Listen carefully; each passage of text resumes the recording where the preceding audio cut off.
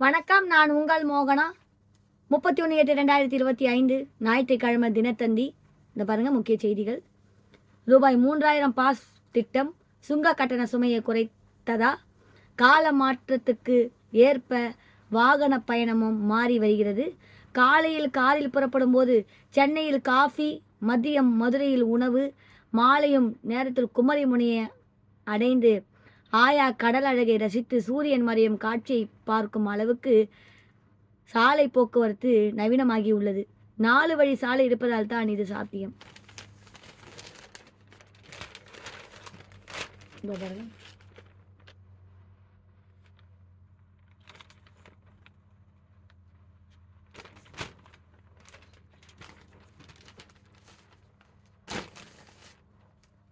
தங்க நாற்கரை சாலை திட்டம் என்பது 1999ஆம் ஆண்டு கொண்டு வரப்பட்டது. அதாவது டெல்லி, மும்பை, சென்னை மற்றும் கொல்கட்டா ஆகிய பெரிய நகரங்களை இணைக்கும் வகையில் ஓர் நெடுஞ்சாலை வலையமைப்பு போன்று திட்டமிட்டு இந்த சாலைகள் வடிவமைக்கப்பட்டன.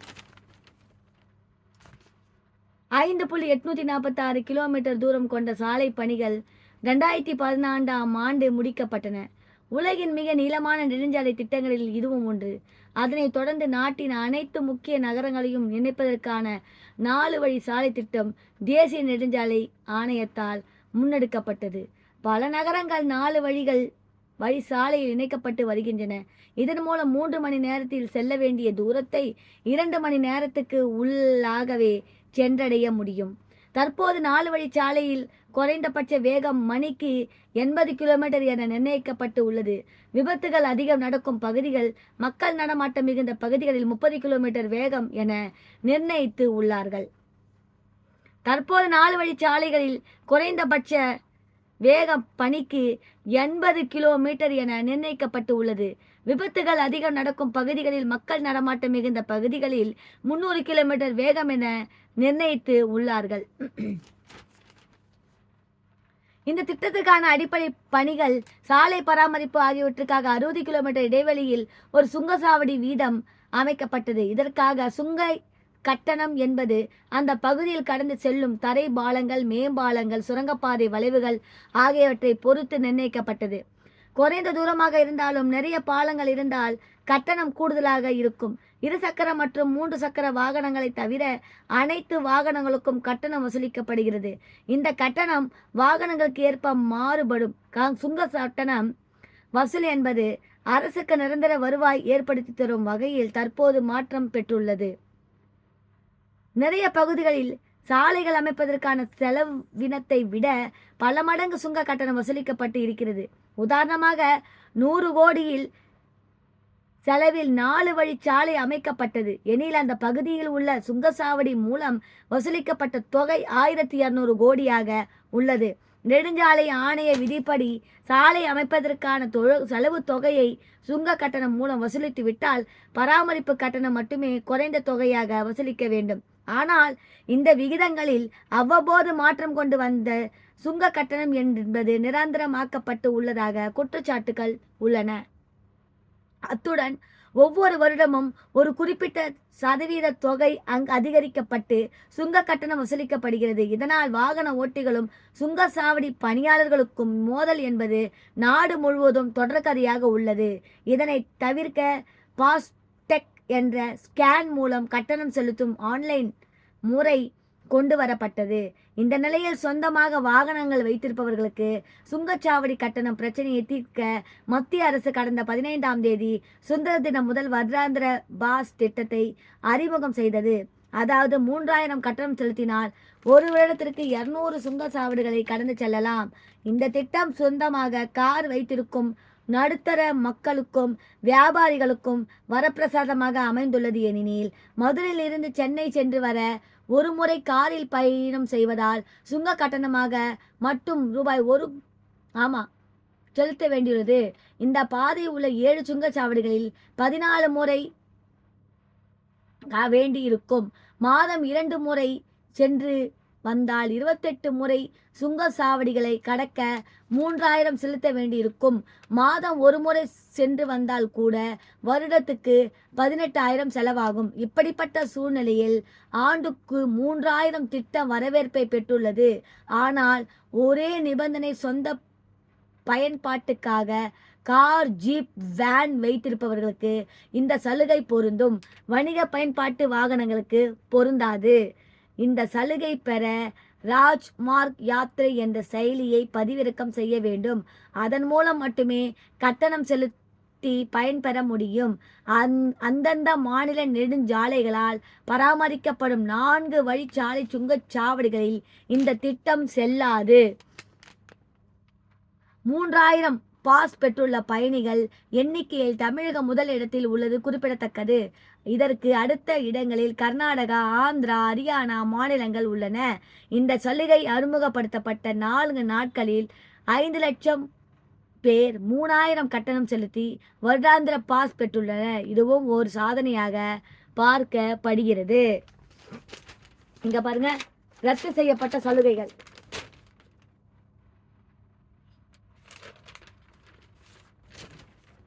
ஒரு வாகனம் 3 நிமிடங்களுக்கு மேல் சுங்கச்சாவடி வரிசையில் நின்றால் அந்த வாகனம் கட்டணம் செலுத்த தேவையில்லை என்ற விதி இருந்தது. இதனால் விடுமுறை நாட்கள் மற்றும் பண்டிகை நாட்களில் நிறைய வாகனங்கள் சுங்கச்சாவடிகள் காத்திருக்க வேண்டிய நிலை ஏற்பட்டதால் கட்டணம் செலுத்தாமல் சென்று வந்தன. அதனைத் தொடர்ந்து கடந்த 2021ஆம் ஆண்டு முதல் இந்த சலுகைக்கு ஆப்பு அடிக்கும் விதமாக பாஸ்டெக் அறிமுகம் செய்யப்பட்டது.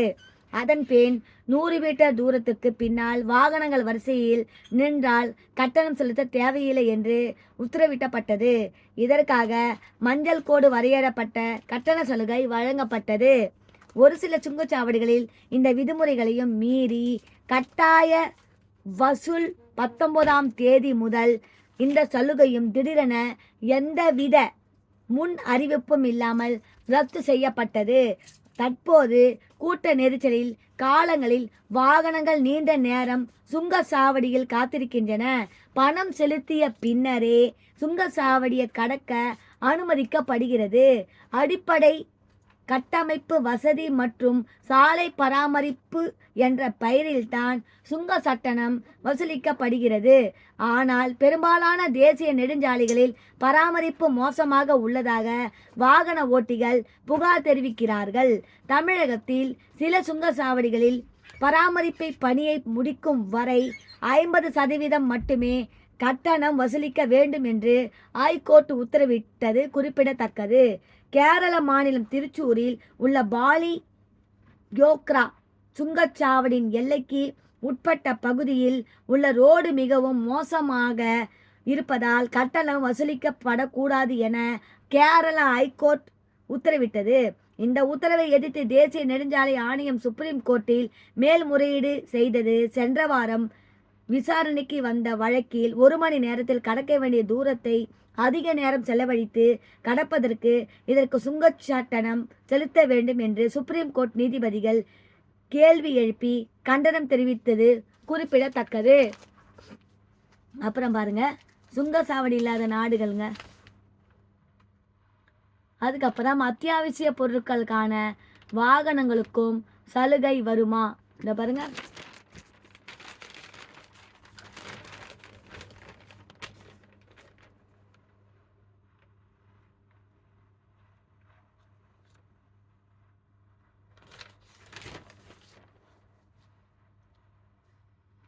வருடாந்திர கட்டணம் செலுத்தி பாஸ் மற்றும் திட்டத்தில் காய்கறி வாகனங்கள், பால் வாகனங்கள், மீன் வாகனங்கள், வாடகை கார்கள், பூக்கள், வாழைத்தார் பழங்கள், தானியங்கள் உள்ளிட்ட வேளாண் விலை பொருட்களை கொண்டு செல்லும் வாகனங்கள் என அத்தியாவசிய பொருட்களுக்கான வாகனங்களையும் சேர்க்க வேண்டும் என கோரிக்கை வலுத்த வருகிறது. சுங்க கட்டணம் ஒவ்வொரு ஆண்டும் அதிகரித்து கொண்டே செல்கிறது. இதன் சுமையும் மறைமுகமாக மக்கள் மீது தான் விழுகிறது. சுங்க கட்டணத்தை மேற்கொண்ட வாகனங்களுக்கும் வரைமுறை செய்த ஆண்டுக்கு 3000 பாஸ் போல் 5000 அல்லது வாகனத்தின் தன்மையை பொறுத்து 10,000, 15,000 என நிர்ணயித்தால் காய்கறி, பழங்கள் உள்ளிட்ட அத்தியாவசிய பொருட்களின் விலை கணிசமாக குறையும். எல்லா காய்கறிகளும் தானியங்கள் தமிழ்நாட்டில் இருந்து கிடைப்பது இல்லை. வெளி மாநிலங்களில் இருந்து அதிக தூரம் பயணித்து கொண்டு வரப்படுகின்றன. இதற்காக வசூலிக்கப்படும் சுங்க கட்டணத்தை கேட்டால் தலையை சுற்றிவிடும். அவ்வாறாதான் சூழ்நிலையில் சலுகை கட்டணம் கொடுக்கும்போது அதன் படி நாட்டில் உள்ள ஒவ்வொருவருக்கும் கிடைக்கும் என்பது பொருளாதார வல்லுநர்களின் கருத்து. வாடகை கார் டிரைவர்கள் தரப்பில் கூறும்போது சொந்த வாகனங்கள் நடுத்தர மக்கள் கிடையாது, வசதி படைத்தவர்கள் அதிகம்.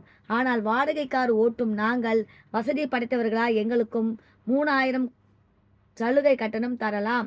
வாடகை கார்களுக்கு இன்சூரன்ஸ் பிரீமியம் 2 மடங்கு வசூலிக்கப்படுகிறது. ஆண்டுக்கு ஒரு முறை பசுமை வரி பயிர் மிட் கட்டணம் செலுத்துகிறோம். 6 மாதத்திற்கு ஒரு முறை வசூலிக்கப்பட்டு வந்த சாலை வரியை தற்போது கார் வாங்கும்போது 15 வருடங்களுக்கு என செலுத்த வேண்டி உள்ளது. 2 வருடங்களுக்கு பின்னர் ஆண்டுக்கு ஒரு முறை எப்சி என்று சொல்லப்படும் உறுதி சான்றிதழ் வாங்க வேண்டும். 6 மாதத்திற்கு ஒரு முறை புகை சான்றிதழ் பெற வேண்டும். மணிக்கு 80 கிலோமீட்டர் வரை செல்லும் வகையில் வேக கட்டுப்பாடு கருவி பொருத்தி வாடகை வாகனங்கள் விற்பனை செய்யப்படுகின்றன.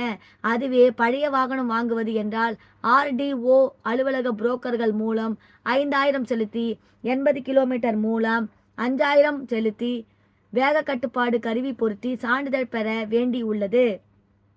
5 நிமிடம் மட்டும் அவகாசம் வழங்கப்படுகிறது. 1 நிமிட தாமதமானாலும் 158 கட்டணமாக செலுத்த வேண்டும். சொந்த வாகனங்கள் வைத்திருப்பவர்களுக்கு 90 மட்டும் செலுத்தினால் போதும். இந்த கட்டணத்தை பாஸ்டேக் மூலம் வசூலிக்காமல் மனமாக வசூலித்து முறைகேடு செய்கின்றனர். 3000 திட்டத்தில் ஒரு முறை சுங்கச்சாவடியும் கடக்க 15 மட்டும் வசூலிக்கப்படுகிறது. ஆனால் நாங்கள் சராசரியாக 100 காம் செலுத்தி வாடகை கார் வைத்திருப்பவர்களுக்கு இந்த திட்டத்தை விரிவுபடுத்த வேண்டும். இவ்வாறு அவர் கூறினார். இத்துடன் இந்த சுங்க கட்டண சுமை முடிவடைகிறது. வேறொரு செய்தியுடன் நான் உங்களை சந்திக்கிறேன். அதுவரை டாடா பை பை சொல்லி விடைபெறுகிறேன். நான் உங்கள் மோகனா. நன்றி, வணக்கம்.